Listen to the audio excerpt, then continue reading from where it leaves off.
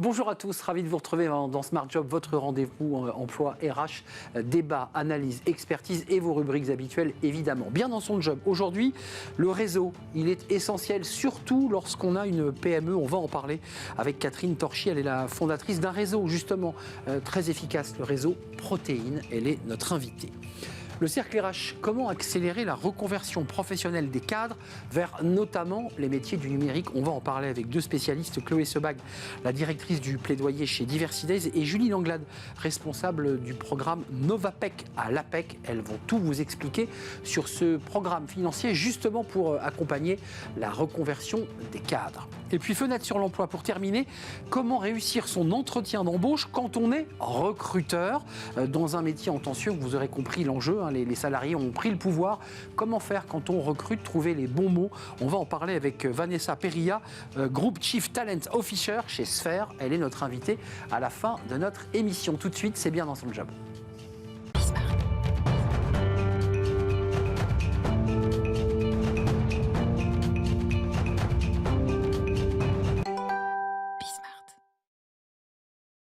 Bien dans son job, le réseau, quand on est chef d'entreprise, évidemment, on sait ce que veut dire le mot réseau. Et puis, il y a les petites entreprises, les PME, les TPE qui n'ont pas de réseau. Comment faire pour se le constituer? On va en parler avec Catherine Torchy. Bonjour Catherine. Bonjour Arnaud. Je suis très heureux de vous voir. Fondatrice du réseau Protéine, alors qui est un réseau que vous pilotez sur Paris, mais qui est un réseau national, pour le dire simplement, de networking. D'abord, j'ai une question personnelle à vous poser parce que je vous suis sur les réseaux sociaux et que votre vie, une grande partie de votre vie est consacrée à mettre en relation, à créer du bien autour de vous, à faire se rencontrer les gens, les femmes, les hommes. Et vous avez publié il y a quelques semaines un post qui m'a beaucoup ému où vous nous disiez, droit dans les yeux, « Je sors d'une très grave maladie, je m'en suis sortie et j'ai été résiliente ». J'ai envie de vous dire, pour le relier à notre sujet, est-ce que la force du réseau, la force de ceux que vous accompagnez, vous a porté ? C'était incroyable. D'abord, merci beaucoup de me recevoir, Arnaud. Et je voudrais aussi remettre une petite chose. Je ne suis pas la fondatrice de Protéine, mais j'en suis la porteuse du réseau sur Paris et sur l'Île-de-France. Alors, effectivement, je sors d'un moment difficile. La santé, on la croit toujours un peu acquise. Et puis finalement, au moment où on s'y attend le moins, elle nous rattrape et va se loger parfois dans des endroits de notre corps qu'on n'imagine pas. Et puis tout s'est arrêté au mois de janvier. Il a fallu faire face aux oncologues, aux médecins, aux divers hôpitaux. Et le réseau, à ce moment-là, oui, il a été important. On distingue bien réseaux physiques et réseaux sociaux. Là, vous parliez des réseaux sociaux. J'ai pas beaucoup évoqué ça sur les réseaux sociaux au moment même, mais j'en ai parlé après parce que ça a été un moment particulièrement fort au niveau des émotions, de tout ce qu'on a pu m'apporter, des témoignages, des gens qui m'ont contacté. Je recevais les membres du réseau Protéine, hein. Les membres du réseau Protéine, pas que, mais entre autres, qui m'ont vraiment soutenu. Et au niveau de l'humain, c'est incroyable. La résilience et l'engagement, parce qu'il y a aussi chez vous une belle promesse, un engagement, j'ai presque physique. Vous aimez mettre en relation. C'est dans mon ADN, je crois vraiment. Enfin bon, voilà, ça a toujours été comme ça. L'intermédiation, le fait d'aider les autres et de les mettre en relation afin de générer des opportunités entre eux, ou même juste des connexions, que ce soit dans la vraie vie ou sur les réseaux sociaux, c'est pareil. L'humain est au cœur de tout ça et j'aime ça. L'idée, c'est, et ce qui est très intéressant dans Protéine, les réseaux, ils sont informels, ils sont familiaux, ils sont les anciens élèves qui se retrouvent. Exactement. Il y a beaucoup d'entreprises qui viennent autour de vos tables, ce sont des déjeuners, ce sont des animations, qui globalement vous disent, mais moi, j'ai pas de réseau, j'ai besoin de m'en constituer un. Alors, tout le monde a du réseau. On pense qu'on n'a pas de réseau. En réalité, le réseau, ça commence d'abord... Même tout petit. Mais ça commence déjà par la famille. Les gens qui nous entourent au quotidien, les gens avec qui on a des liens forts. Et puis, ça peut être ce réseau d'alumni ou d'anciens collègues ou de personnes qu'on a rencontrées même dans un club de sport, etc. Ça, c'est un réseau aussi. Puis après, il y a les liens un peu plus faibles qu'on va aller chercher dans des réseaux d'affaires, par exemple, ou dans des clubs d'entrepreneurs, ou dans des clubs métiers. Il y a aussi des clubs métiers. Par exemple, moi, je suis beaucoup dans des clubs de métiers du marketing marketing parce que c'est votre métier de base. Mon métier de base. Et en fait, ces réseaux-là, en fait, ont tous ce même ADN d'aller mettre en relation des personnes pour aller chercher un objectif. Il ne faut pas oublier cet objectif. L'objectif, c'est évidemment, il y a le lien social, mais quand ça match, derrière, en termes de business, on peut imaginer que ça puisse matcher aussi, parce qu'il faut que ça fonctionne aussi humainement. Juste une question, quand vous constituez vos déjeuners, faites attention de placer un tel avec un tel, ou c'est un peu le hasard qui va bien faire les choses? Alors, quand on fait... Les petits secrets de... Les petits secrets. Le petit secret, c'est qu'effectivement, quand on fait des déjeuners, puisque Protéine est basé sur des déjeuners entre entrepreneurs qui ne font pas le même métier 2 fois par mois, eh bien, ces moments qui sont très précieux, parce que c'est des moments où on ne vient pas juste faire du business, c'est pas que du business, c'est aussi sortir de son isolement, c'est aussi aller écouter ses pairs, c'est aussi leur poser des questions, apprendre d'autres métiers, peut-être aussi se mettre en veille sur des sujets juridiques, des sujets d'actualité. Tout ça, ça fait partie d'expérience. De l'échange. Et en fait, quelle que soit la personne tous les 15 jours avec qui on est en face pour le moment du déjeuner, puisqu'il y a une réunion d'abord business et ensuite un déjeuner convivial. Est-ce que vous dites un tel, bon, ça s'est pas très bien passé? Non, ça se passe toujours bien parce que l'humain est au cœur de tout ça. C'est très rare. C'est vous qui l'animez souvent, hein. C'est vous qui créez ce lien aussi. Oui, alors je veille. Je veille un peu en voyant quand on fait des interclubs, par exemple, où on a plusieurs groupes qui vont se retrouver dans le même événement. Eh bien, je vais faire attention, effectivement, des synergies qui peuvent se mettre en place entre plusieurs personnes. Par exemple, des groupes dans l'immobilier. On sait qu'ils vont avoir peut-être des choses à faire ensemble dans la communication, des groupes juridiques. Alors, on ne veut pas faire de groupes dans les groupes, c'est pas ça l'idée. Mais quand même, on vient quand même d'abord pour le business et ensuite pour toutes ces choses dont je viens de parler. Merci Catherine Torchy, avec cette énergie qui vous incarne et cette résilience, je le redis, parce que vous vous êtes battue contre une très grave maladie et vous êtes là avec nous. Et on est très heureux de vous accueillir, engagé plus que jamais dans ce réseau Protéine, évidemment. Merci de nous avoir rendu visite, chère Catherine. Merci beaucoup. On tourne une page, le cercle RH, pour parler de la reconversion des cadres. Et on en parle tout de suite avec nos invités à travers un programme financier innovant, original. On en parle juste après ce jingle.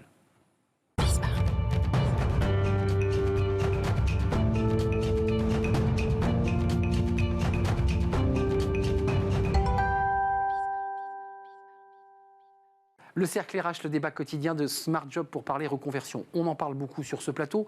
On va parler de la reconversion des cadres et on va parler bien de ce fonds, on ne peut pas dire fonds, mais de ce programme financier pour accompagner des projets innovants, justement dans le cadre de ces reconversions. Et on en parle avec mes invités. Julie Langlade, ravie de vous accueillir. Vous êtes responsable du programme Novapec à l'APEC. Vous portez justement ce programme financier avec des initiatives, des programmes, des auditions, j'imagine, de structures qui viennent présenter leurs projets.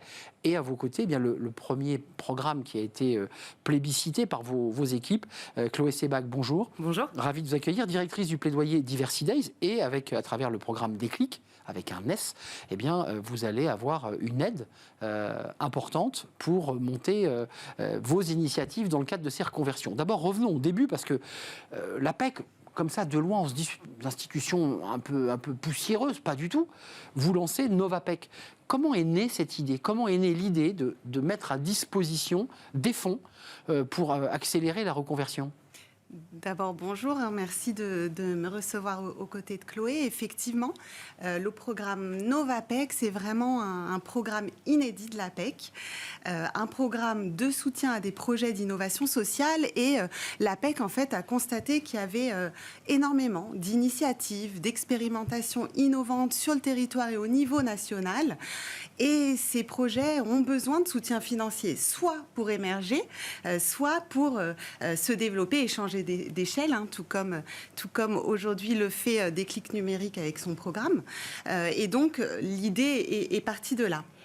L'idée est partie de là, c'est 3 millions, hein, ce programme financier qui va être réparti sur quoi? Sur l'année 2023? Effectivement, l'APEC a décidé de consacrer un budget conséquent au soutien de projets d'innovation sociale, projets qui s'inscrivent dans les missions de l'APEC et qui concernent nos publics, à savoir les cadres, les jeunes diplômés Bac+3 et les entreprises PME, TPE et 3 millions sur 2023. Alors Chloé, vous étiez venue nous parler de ces programmes, de l'accompagnement, mais notamment des jeunes des quartiers prioritaires de la ville. Là, vous vous êtes plugué dans ce programme Novapec et vous avez été donc choisi. C'est le premier projet, je crois, qui est lancé. C'est parti des 4 premiers projets. Donc c'est intéressant d'en parler. Et vous vous êtes dit, tiens, nous aussi, on va déposer aussi notre valeur ajoutée, mais cette fois-ci pour les cadres. C'est comme ça que ça a démarré. En fait, Déclic Numérique, c'est un programme qui s'adresse à tout le monde, à toutes celles et tous ceux qui envisagent de se reconvertir vers les métiers du numérique. Et donc, effectivement, on a une des cibles qui est les quartiers prioritaires de la ville et les jeunes qui sont dans ces quartiers, mais aussi les cadres partout en France.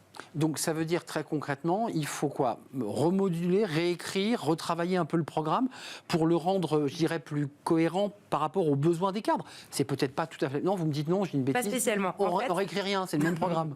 En fait, Déclic Numérique, c'est un programme d'aide à la reconversion.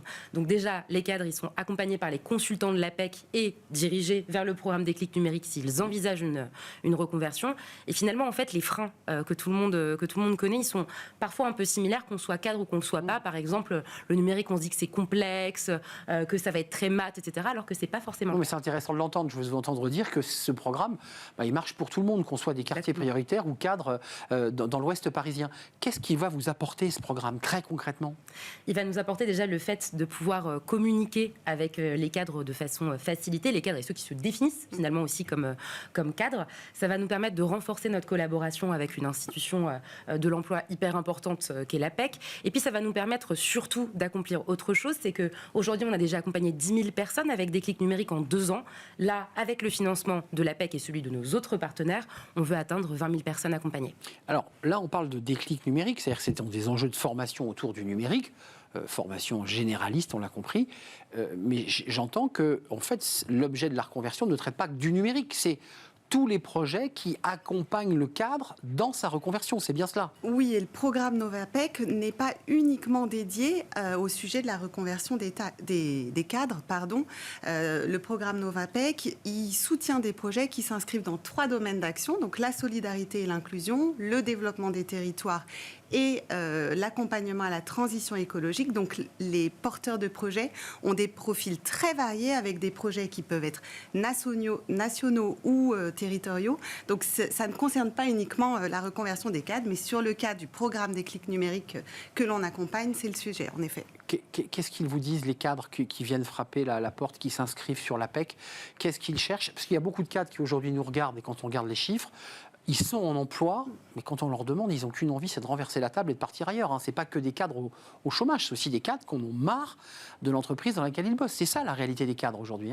Effectivement, des cadres qui ont un projet de reconversion. Alors, il y a une récente étude qui a été menée par l'APEC en 2023 qui dit que 34% des cadres aujourd'hui ont un projet de reconversion. Alors après, 9% ont véritablement entamé des démarches. Ouais. Exactement. Et dans 6 cas sur 10, ils souhaitent se reconvertir vers un métier qui est proche du métier qu'ils exercent actuellement. C'est vrai, on reste dans le même secteur, on ne renverse pas la table, on ne passe pas de l'informatique à l'élevage de chèvres dans le Larzac. Exactement. Même si on en a beaucoup parlé pendant le Covid. Chez Diversides, Déclic Numérique, très concrètement, est-ce que vous avez déjà commencé à accueillir ces premiers cadres? Comment ça se passe? C'est du distanciel? C'est du présentiel? Ils reviennent en classe? Comment ça s'organise? Alors, en fait, le programme Déclic Numérique, c'est un programme qui est 100% en ligne, qui est gratuit, qui est à la carte aussi. Donc, en termes d'accueil, les différents publics peuvent choisir ce qu'ils souhaitent. Il y a 3 séquences. La première, c'est un événement de lancement avec des rôles modèles qui viennent parler de leur reconversion.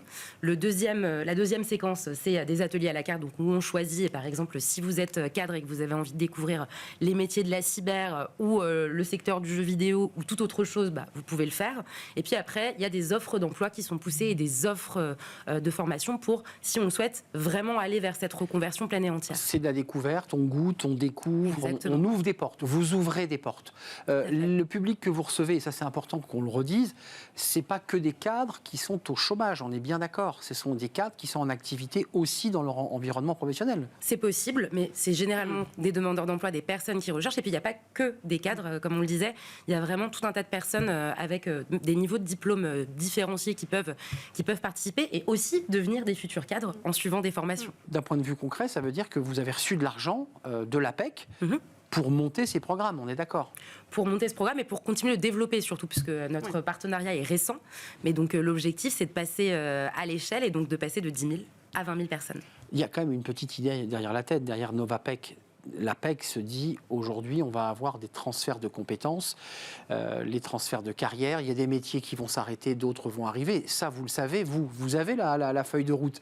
Est-ce que c'est un peu ça l'objectif? C'est de doucement faire basculer des populations de cadres et autres vers des métiers en voie de disparition, vers des métiers nouveaux. Est-ce que c'est ça l'objectif? L'objectif de Novapec, c'est véritablement finalement de décupler notre action sur le champ de l'intérêt général en soutenant des porteurs de projets qui ont finalement des actions qui sont complémentaires aux actions menées au quotidien par les équipes de l'APEC. Leurs besoins fondamentaux à ces cadres demandeurs d'emploi, puisque vous en recevez et vous allez en recevoir, qu'est-ce qu'ils cherchent? De quoi ils ont besoin en termes de formation, en termes de retour à la confiance? Parce qu'on voit que les cadres qui, au bout de 6 mois, ont perdu leur job, sont souvent démobilisés, en perte de confiance. C'est de ça dont ils ont besoin en priorité? Oui, et puis sur la partie, je pense que tu en parleras mieux, sur le programme de reconversion vers les métiers du numérique, mais le programme est très très large et traite différents sujets. Ce matin, on était d'ailleurs avec les équipes de Diversity Days pour préparer l'édition spéciale autour des personnes en situation de handicap, avec un programme qui est aussi spécifique. Je sais pas si qui est assez large. En fait, déjà, il y a l'idée qu'il faut dépasser un certain nombre de freins à l'entrée. Les freins sur la confiance en soi, les freins sur les fausses croyances aussi sur le secteur du numérique. Voilà, il y a déjà toute cette partie-là de reprise de conscience. Et puis après, il y a le fait quand même que ces nouveaux métiers, et notamment les métiers du numérique, c'est un peu une jungle. Il y a 15 000 intitulés de postes différents, 15 000 formations, etc. Et donc l'idée, là, c'est de pouvoir suivre, de pouvoir faire un bilan de compétences déjà, mais aussi de pouvoir suivre tous ces ateliers où on découvre un peu en détail avec des professionnels c'est quoi ces métiers-là, et puis où on apprend aussi de la montée en soft skills, par exemple à gérer sa présence en ligne, par exemple à se poser des questions, par exemple sur le handicap. Ce qu'on voit, c'est que parler de son handicap en entretien, c'est pas évident, donc on a un atelier pour ça. On essaye à chaque fois de répondre aux besoins qu'on voit sur chaque édition. Au-delà du programme financier, puisqu'on voit que ce sont des dotations financières, on a évoqué 3 millions, j'imagine qu'il y a une vraie interaction entre le public qui va être accompagné pendant une certaine durée. J'imagine derrière, vous avez un tableau de bord, vous avez un retour. Exactement. En fait, c'est fondamental de savoir ensuite comment ils transforment l'essai. Effectivement, ce qui est très important pour nous, et on le travaille avec les porteurs de projets, c'est d'être capable de mesurer l'impact.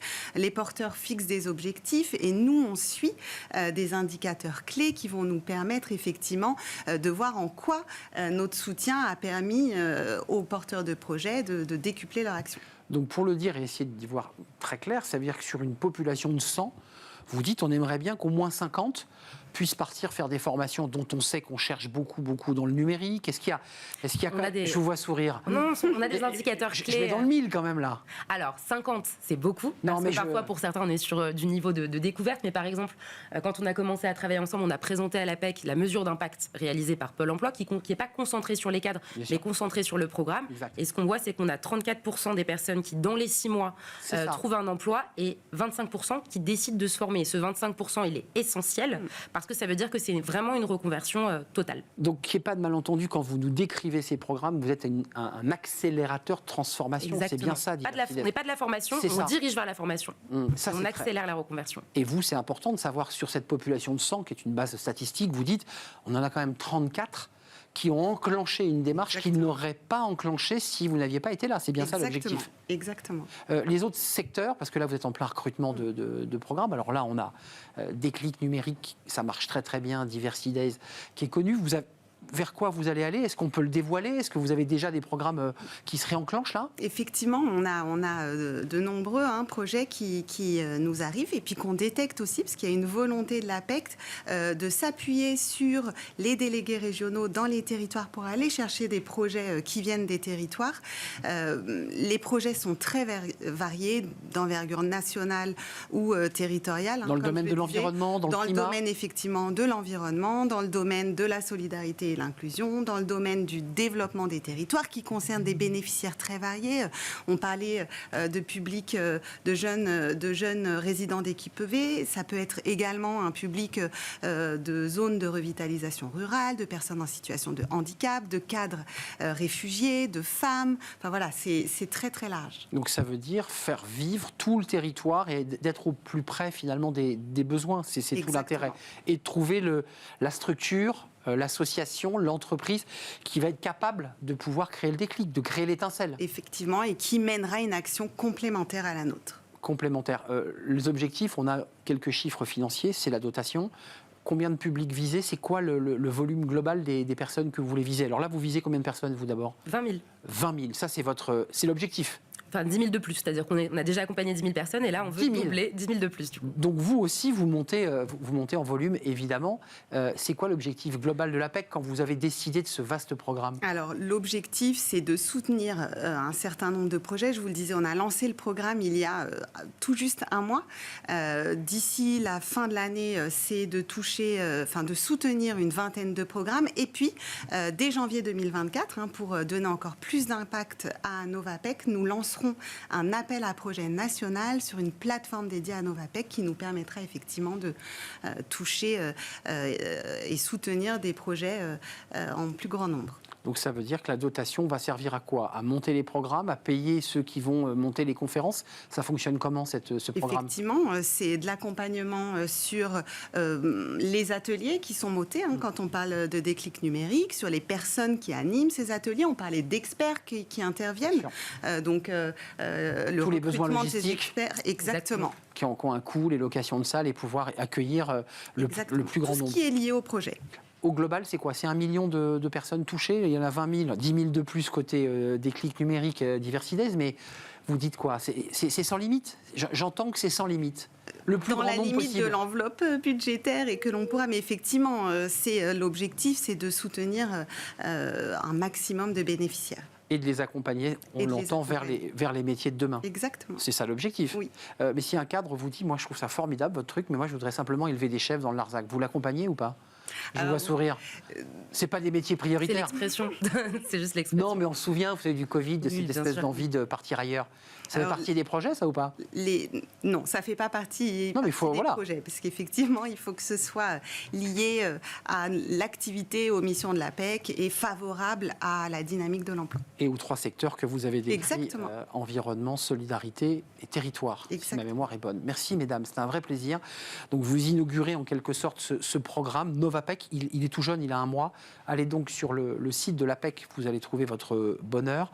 Merci à vous pour vos sourires, Julie Langlade et Chloé Sebag, directrice plaidoyer pour Chloé chez Diversidays, et vous enclenchez donc ce programme 10 000 formés ou accompagnés supplémentaires, et Julie Langlade, responsable du programme Novapec à l'APEC. Merci de m'avoir rendu visite. On termine avec Fenêtre sur l'emploi. On parle des recruteurs. Oui, on ne se pose jamais la question. C'est compliqué quand on est recruteur dans un secteur en tension, de faire le bon entretien d'embauche. On vous explique tout.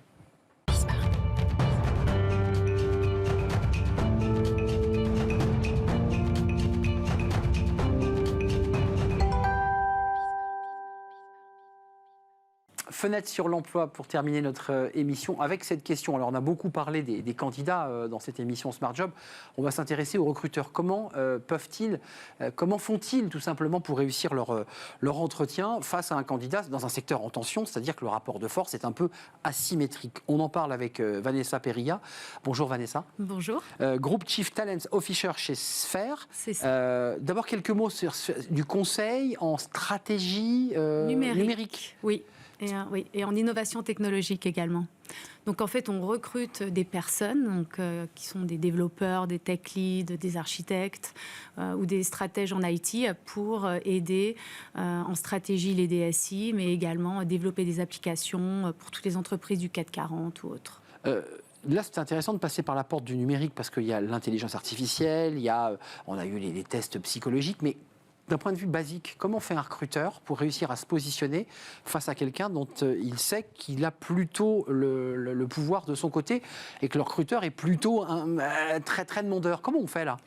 Évidemment, on n'est plus dans les années 90. good cop, bad cop. Donc aujourd'hui, les entretiens, c'est vraiment un échange. On va avoir, nous, en tant que recruteur, on doit jauger et évaluer un candidat, mais le candidat va également jauger le recruteur, l'entreprise. Donc il y a plein de choses à mettre en place. Je dirais que le métier du recrutement va de plus en plus vers des métiers liés au marketing et un aspect commercial et sales, parce qu'il faut aussi soi-même vendre l'entreprise aux candidats.